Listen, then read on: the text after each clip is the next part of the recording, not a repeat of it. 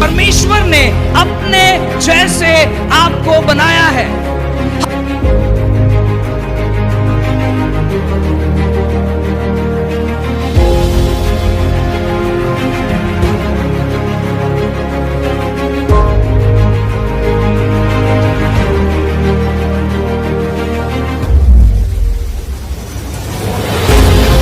कैसर का है वो कैसर को दिया जाए, और जो परमेश्वर का है वो परमेश्वर को दिया जाए।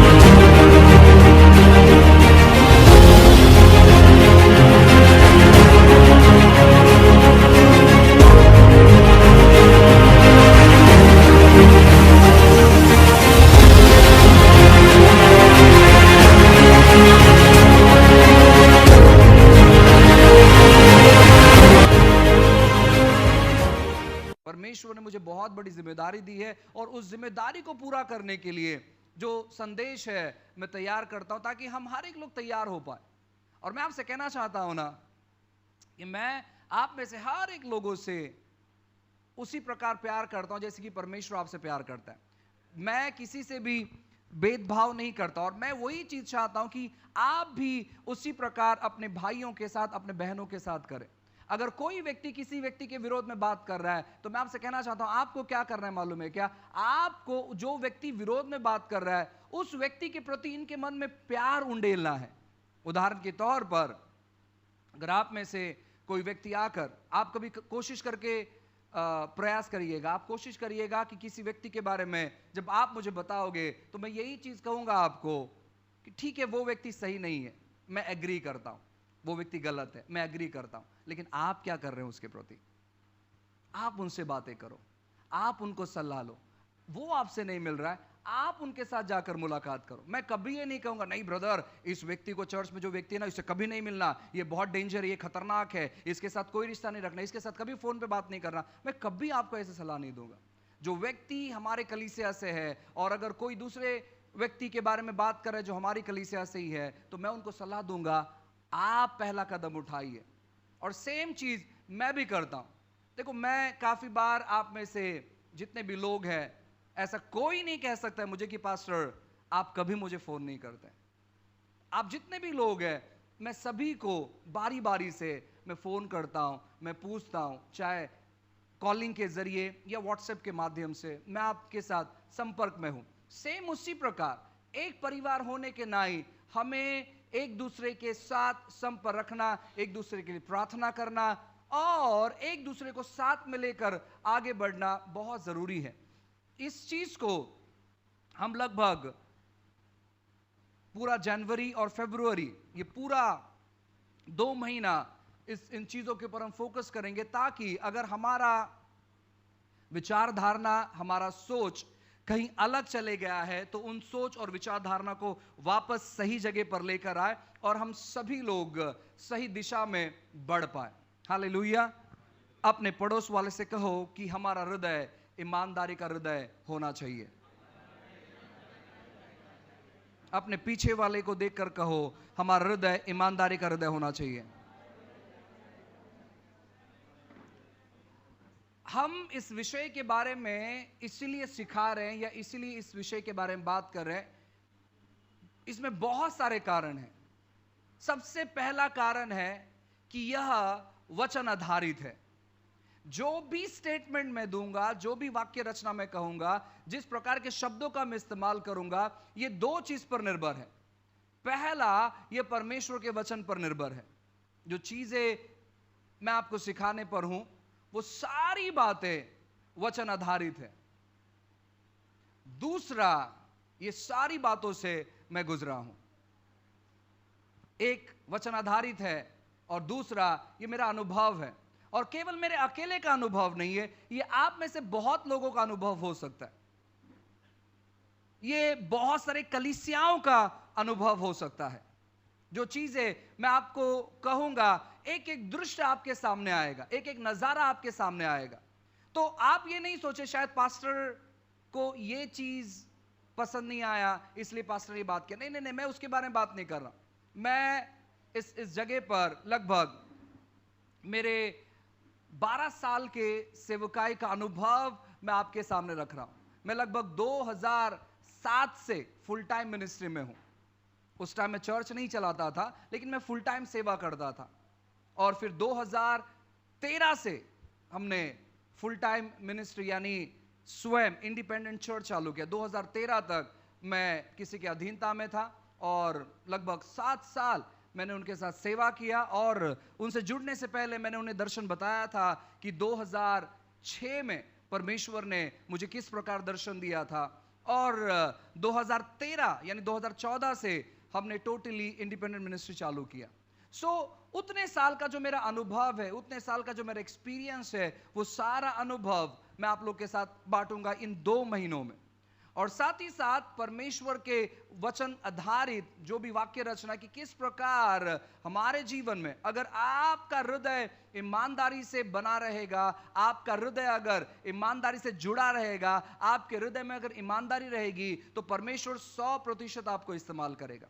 साथ ही साथ आप पारिवारिक तौर पर आशीषित रहेंगे। साथ ही साथ अगर आप व्यवसाय करते हैं, व्यवसायिक तौर पर आप आशीषित रहेंगे।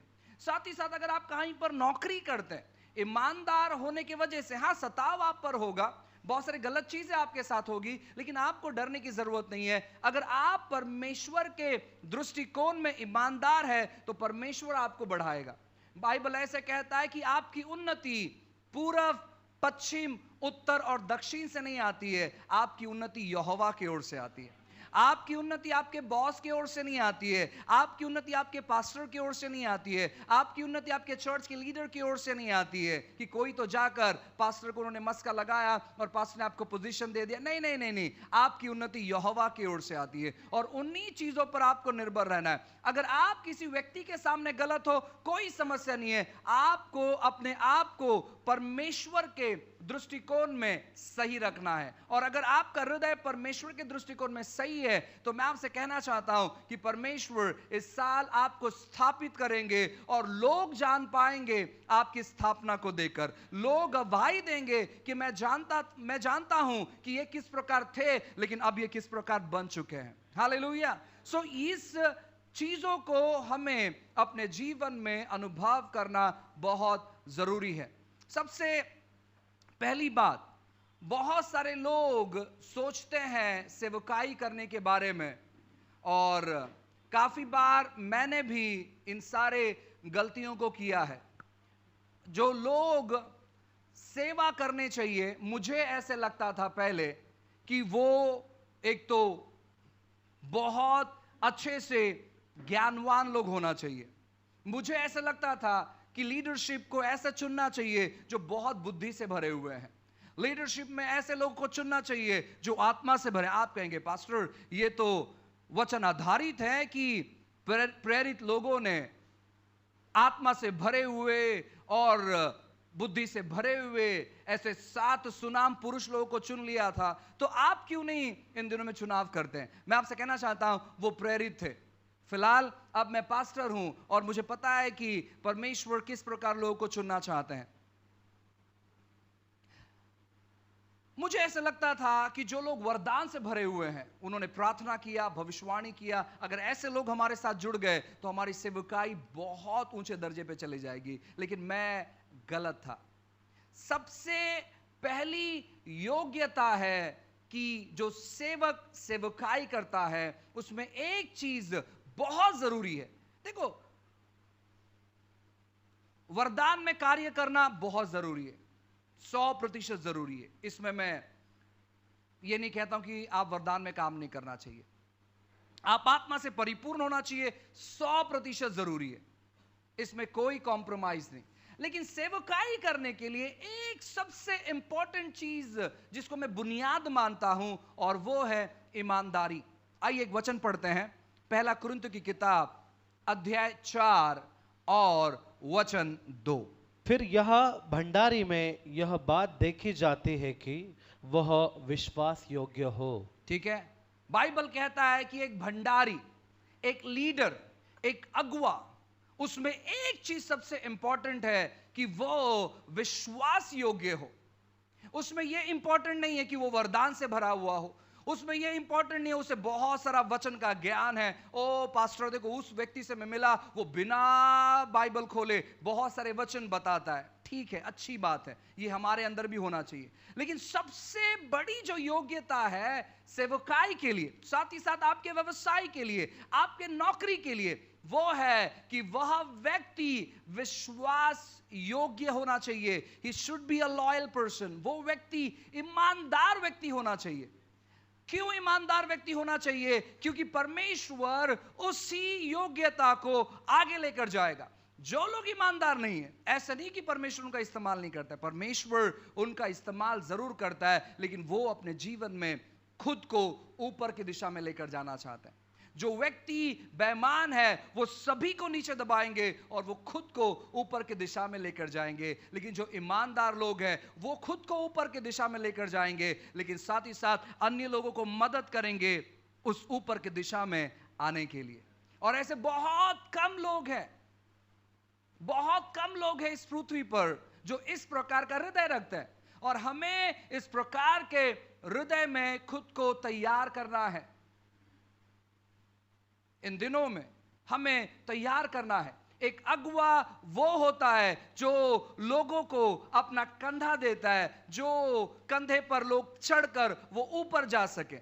अगुआ वो नहीं होता है जो दूसरों के कंधे पर खड़ा रहता है और खुद को ऊपर की दिशा में लेकर जाता है, खुद का नाम प्रसिद्ध करता है। लेकिन अगुआ वो होता है जो लोगों को सहयोग करता है, मदद करता है ऊपर की दिशा में पहुंचने के लिए। इसलिए जब यीशु मसीह ने कहा अपने चेलों को कि तुम मुझसे बढ़कर कार्य करोगे, उनके अंदर किसी भी प्रकार का भेदभाव नहीं था कि यार तुम मुझसे बढ़कर कार्य कैसे कर सकते हैं। मैं यीशु हूं, तुम इंसान हो, मेरे अंदर परमेश्वर को सुनने की पूरी कैपेसिटी है, आप अधूरा सुनते हो। मैं परमेश्वर के साथ ईमानदार हूं, आपने मेरे साथ बहुतायत बार बेईमानी की। बहुत सारा चीज यीशु कह सकता था, लेकिन उन्होंने क्या कहा अपने लोगों को कि तुम मुझसे बढ़कर कार्य करोगे। और यीशु से बढ़कर बहुत सारे लोगों ने कार्य किया है।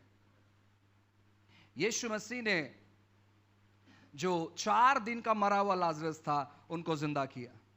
मैं जानता हूं एक सेवक को जिन्होंने कई महीने, एक डेड बॉडी मर चुका था, उसे गाड़ा गया था कई महीनों से। उस डेड बॉडी को उन्होंने खुदवाया और जब उन्होंने प्रार्थना किया वो डेड बॉडी जिंदा हो गया। उसके पूरे मांस सड़ चुके थे, उसका पूरा मांस गल चुका था। लेकिन जब इस सेवक ने कहा तो वो डेड बॉडी जो है ना रिस्टोर हो गया पूरी तौर पर। बहुत सारे बड़े बड़े चमत्कार लोगों ने किए हैं, लेकिन वो यीशु से बढ़कर नहीं हुए। किसी ने भी, उनके चेलों में से किसी ने भी नहीं कहा कि मैं यीशु से बढ़कर हूं।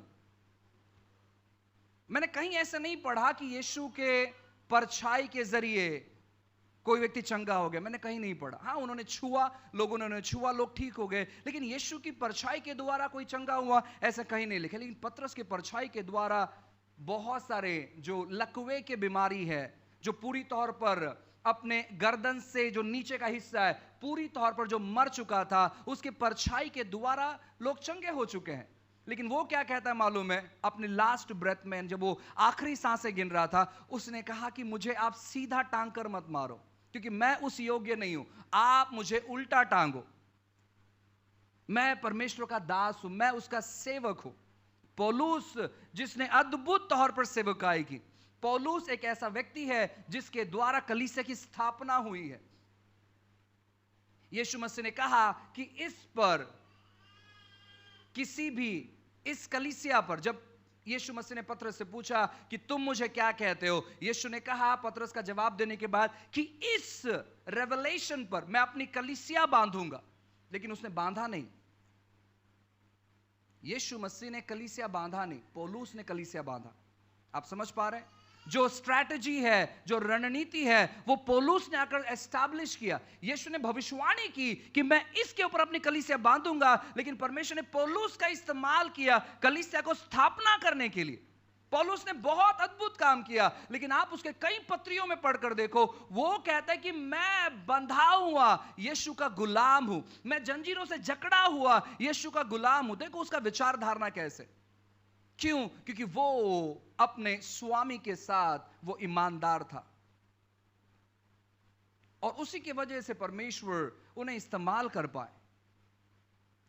हमारे अंदर जो प्रेम है वो हर एक लोगों के लिए अगापे होना चाहिए, यानी बिना कोई समझौता के, बिना कोई सीमा के, चाहे कोई कैसा भी क्यों ना हो। खास करके जितने भी यहां पर ब्रदर्स और सिस्टर्स हैं हमारे चर्च के, मैं आपसे कहना चाहता हूं ना, आप हर एक लोगों में प्रेम होना चाहिए। आप में अगर कोई भी व्यक्ति ये सोचेगा कि मैं डिवाइड एंड रूल खेलूंगा, आप कुछ समय के साथ हमारे साथ सेवकाई नहीं कर पाएंगे। हम बहुत कम लोग, मुझे नहीं पता कि आगे जाकर कौन कौन लोग मेरे साथ में रहेंगे, और मैं इंटरेस्टेड नहीं हूं उन लोगों के साथ सेवा करने के लिए जो लोग डिवाइड एंड रूल खेलते हैं। एक दिन एक व्यक्ति ने मुझे फोन किया जिसके साथ मैं सेवकाई करता था। वो मेरे साथ सेवकाई नहीं करता था क्योंकि वो व्यक्ति सीनियर व्यक्ति था। जब मैं प्रभु में नया आया था, वो व्यक्ति बाइबल से बहुत सारे वचन सिखाता था जो मुझे समझ में नहीं आता था, क्योंकि वो प्रकाशित वाक्य सिखाता था। सोचो, नए व्यक्ति को प्रकाशित वाक्य सिखाया जा रहा है। वो अच्छे व्यक्ति, उनका हृदय बहुत अच्छा था, तो उनके साथ हम सेवकाई करने जाते थे। कुछ समय पहले उन्होंने मुझे फोन किया। उन्होंने मुझे कहा, क्या ब्रदर आपको हमारी याद ही नहीं आती, आप फोन ही नहीं करते हैं? मैंने कहा ऐसे कोई बात नहीं है कि आपकी याद नहीं आती कि मैं फोन नहीं करता, लेकिन प्रॉब्लम यह है कि मैं फोन कर कर क्या बात करूं आपसे, क्या बात करूं? क्योंकि वो व्यक्ति सेवकाई में नहीं है, उस व्यक्ति को चर्च आना पसंद नहीं है। वो बिलीवर है, वो विश्वासी है, यीशु पर ही विश्वास करता है, लेकिन वो कलीसिया नहीं जाता। क्यों? क्योंकि उसने कलीसिया में बहुत सारी चीजों को देखा है। वो व्यक्ति हाउस ग्रुप्स नहीं चलाता, वो व्यक्ति सेवा नहीं करता। तो मैंने कहा ब्रदर, आप किसी भी प्रकार से सेवा से जुड़े नहीं है, मैं किस प्रकार का बात करूं? क्योंकि जब भी मैंने आपको बात करने का प्रयास किया, मैंने उत्साहित करने का प्रयास किया, आपने उन चीजों को नकारा। वो व्यक्ति कोविड में आखिरी सांसें गिन रहे थे। आपको मालूम है, जब कोई आखिरी सांसें गिनता है तो लोग बात करना चाहिए, नहीं नहीं हम प्रार्थना करेंगे प्रभु। लेकिन मैंने उनसे ऐसे बात नहीं की। मैंने कहा परमेश्वर आपको जरूर उठाएगा ब्रदर, लेकिन आप उठने के बाद आप सेवकाई करना वापस शुरू करो। उन्होंने कहा नहीं, परमेश्वर ने मुझसे बातें किया और मैं सेवकाई करना वापस चालू करूंगा। शायद ये जो प्रचार, ये संदेश है, शायद वो सुनेंगे, लेकिन कोई प्रॉब्लम नहीं है, क्योंकि मैं किसी प्रकार का झूठ नहीं कह रहा हूं। उन्होंने कहा कि मैं सेवकाई करना चालू करूंगा, लेकिन जैसे उनकी सेहत सुधर गई, वो वापस उसी प्रकार का जीवन जीने लगे जिस प्रकार का जीवन वो जी रहे थे। तो मैं ऐसे व्यक्ति से बात कर कर क्यों मैं अपना टाइम वेस्ट करूं? अगर हम सेवकाई में जुड़े हुए हैं तब भी जाकर हम साथ रह सकते हैं। मेरा बुनियाद व्यवसाय नहीं है, मेरा बुनियाद दूसरा कुछ प्रोजेक्ट चलाना नहीं है, मेरा बुनियाद है परमेश्वर की कलीसिया को स्थापित करना। और अगर हम 4 या 5 या 6 या 10 लोग भी हैं, तो भी मैं इन्हीं चीजों को अपने हृदय में रखूंगा और उनके साथ सेवा करूंगा।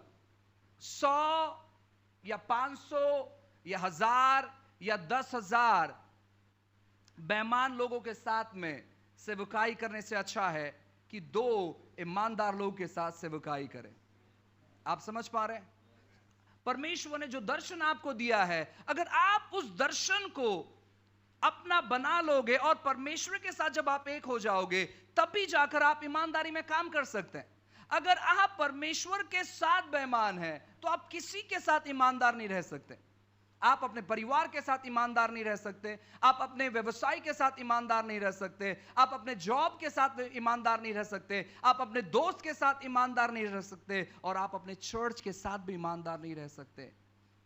इसलिए आपको परमेश्वर ने जो काम दिया है उसको समझने का प्रयास करो, उसको जानने का प्रयास करो। ऐसा नहीं कि जब आप परमेश्वर के काम को समझोगे तो सब कुछ आपके साथ ठीक ठाक होगा, ऐसा बिल्कुल नहीं है। आप बहुत सारे तकलीफ से गुजरोगे। सेवकाई इसी के बारे में ही है। आपको क्या लगता है कि सेवकाई, आप जब परमेश्वर के सारे चीजों को आप ग्रहण कर लेंगे, आप परमेश्वर के बुलाहट को ग्रहण कर लेंगे, तो आप सोफे पे सो पाओगे, आप राजमहल में रह पाओगे?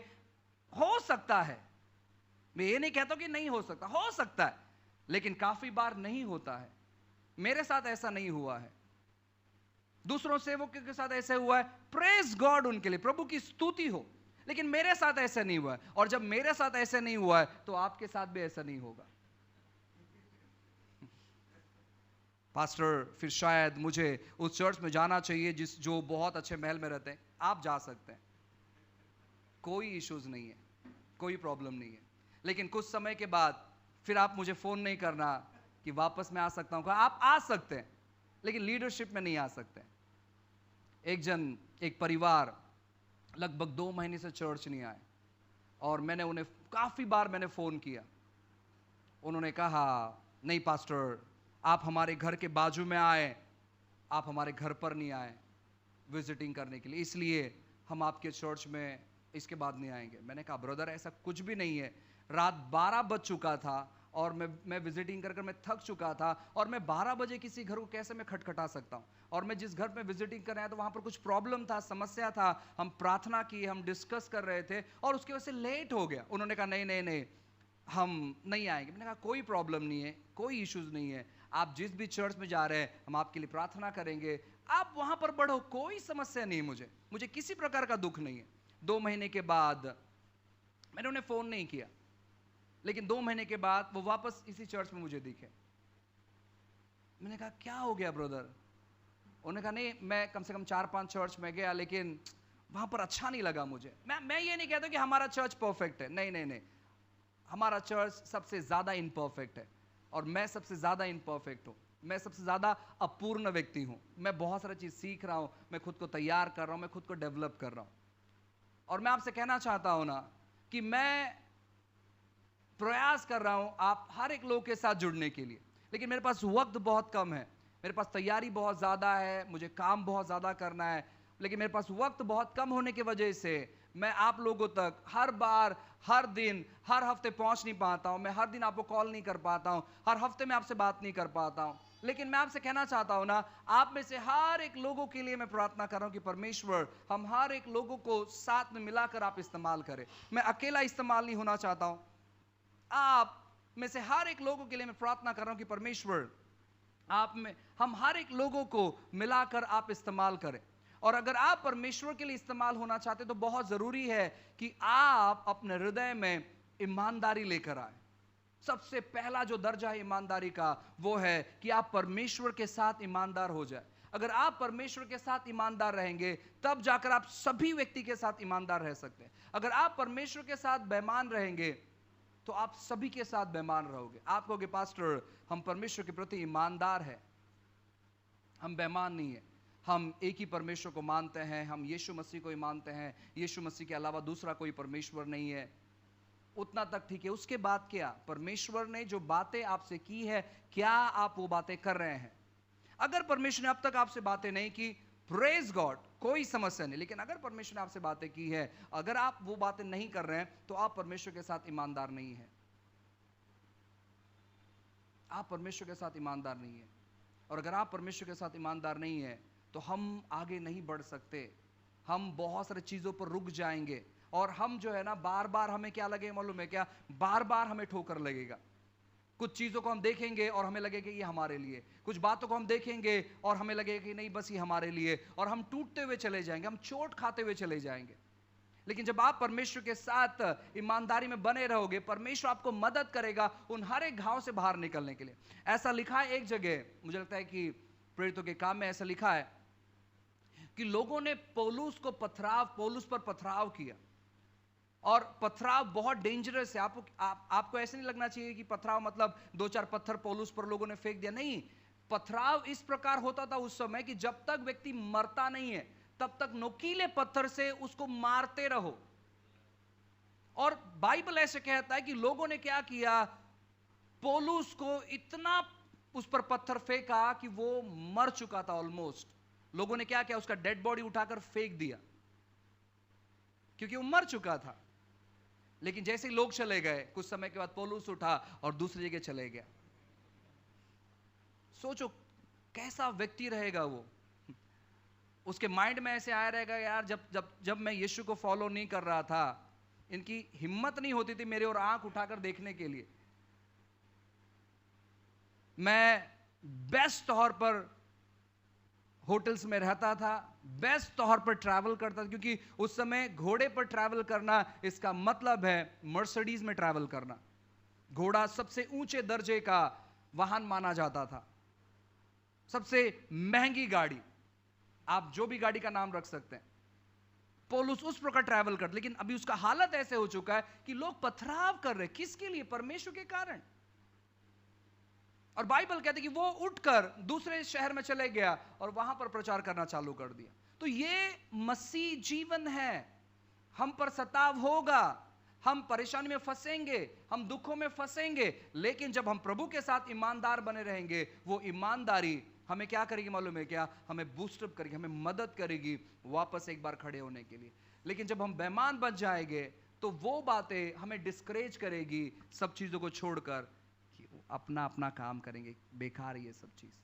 बहुत सारे लोगों ने ऐसे किया है, इसलिए लोग सेवकाई नहीं करते। लोगों को लगता है सेवकाई में कुछ नहीं है। मैं आपसे कहना चाहता हूं, जो लोग सेवकाई के लिए बुलाए गए हैं, सेवकाई आपको ऊंचे दर्जे पर लेकर जाएगी। हो सकता है कि जब आप जीते जी उस ऊंचे दर्जे को आप अनुभव नहीं करेंगे शायद, लेकिन जब आप परमेश्वर के पास रहेंगे आपको पता चलेगा शायद मैंने 40 साल 50 साल 30 साल मैंने आलीशान जिंदगी इस पृथ्वी पर अनुभव नहीं किया, लेकिन परमेश्वर ने जो मेरे लिए आसमान में रखा है, स्वर्ग में रखा है, वो बहुत विशाल और बहुत बड़ा है। हालेलुया। दूसरा कारण कि क्यों हमें ईमानदार रहना है, एक सुंदर वचन है, मैं चाहता हूं कि पढ़े यूहन्ना की किताब अध्याय 14 और वचन 30। मैं अब तुम्हारे साथ और बहुत बातें न करूंगा, क्योंकि इस संसार का सरदार आता है, मुझ पर उसका कोई अधिकार नहीं। ठीक है। अब शैतान जो है ये सबसे चतुर व्यक्ति है लोगों में विभाजन लेकर आने के लिए, और शैतान हमेशा पांचवें खंबे के द्वारा युद्ध लड़ता है या हमारे जीवन में समस्याओं को लेकर आता है। मैं बताता हूं पांचवा खंबा क्या है। Praise the Lord. फिर एक बार मैं पास्टर मनोज शाहू आपका स्वागत अभिनंदन करता हूं। प्रियो, मैं विश्वास करता हूं कि इस चैनल के माध्यम से आप सभी लोग ब्लेस होते चले जा रहे हैं। हम चाहते हैं कि आप हमें सहयोग करें अपने प्रार्थनाओं के ज़रिए। जो सभा हम कर रहे हैं, जो वीडियोस हम बना रहे हैं, आने वाले दिनों में बहुत सारी चीज़ों के बारे में हम योजना कर रहे हैं, बहुत सारे क्लासेस के बारे में हम योजना कर रहे हैं, बहुत सारे ऑनलाइन क्लासेस के बारे में हम योजना कर रहे हैं, बहुत सारी चीज़ों को हम प्लान कर रहे हैं, जहाँ पर सोल विनिंग होगा, डिसाइपलशिप होगा, बाइबल ट्रेनिंग होगा, इन सारे चीज़ों के बारे में हम योजना कर रहे हैं। और मैं आपसे कहना चाहता हूँ ना कि आपके प्रार्थना की ज़रूरत हमें, आप हमारे लिए लगातार तौर पर प्रार्थना करते चले जाएं, हमारे लिए, हमारे पूरे आज़ादी टीम के लिए। साथ ही साथ किसी भी तौर पर अगर आप हमें सपोर्ट करना चाहते हैं अपने पैसों के द्वारा, तो नीचे दिए गए नंबर पर आप हमें संपर्क कर सकते हैं, और डिस्क्रिप्शन में जो अकाउंट नंबर दिया है आप हमें अपने पैसों के द्वारा मदद कर सकते हैं। कोई भी धनराशि है ना, आप उनके द्वारा हमें ब्लेस कर सकते हैं, चाहे वो छोटी धनराशि हो चाहे वो बड़ी, आप हमें सहयोग कर सकते हैं, ताकि हम इस प्रोग्राम को हम आगे लेकर जा पाएँ और उन पैसों के इस्तेमाल करते हुए हम कई सारे लोगों तक हम पहुंच पाए और परमेश्वर के राज्य को आगे बढ़ा पाए। God bless you. प्रभु आपको आशीष करे। अगर आप इस सेवकाई के द्वारा ब्लेस है तो मैं चाहता हूं कि जो व्हाट्सएप नंबर आपको दिया गया है, आप वीडियो रिकॉर्डिंग कर आप हमें भेज सकते हैं और बता सकते हैं अपनी गवाही कि कैसे परमेश्वर इस चैनल के माध्यम से आपको ब्लेस कर रहे हैं। सो गॉड ब्लेस यू। प्रभु आपको बहुत बहुत आशीष करे। नेक्स्ट वीडियो में जल्दी मिलते हैं। Shalom, praise the Lord. मेरा नाम पास्टर विल्सन फर्नांडिस है और मैं अनाउंस करना चाहता हूँ वर्ल्ड चेंजर्स और हिस्ट्री मेकर्स कॉन्फ्रेंस होने पर है इस महीने के 12, 13, 14, 15 तारीख को, और इसको ऑर्गेनाइज कर रहे हैं आज़ादी टीम। और इस चारों दिन परमेश्वर के अभिषेक दास आकर प्रचार करने पर हैं, और मैं चाहता हूँ कि आप प्रार्थना करें, इस मीटिंग को आए और सपोर्ट करें। प्रभु आप लोगों को आशीष करें। God bless.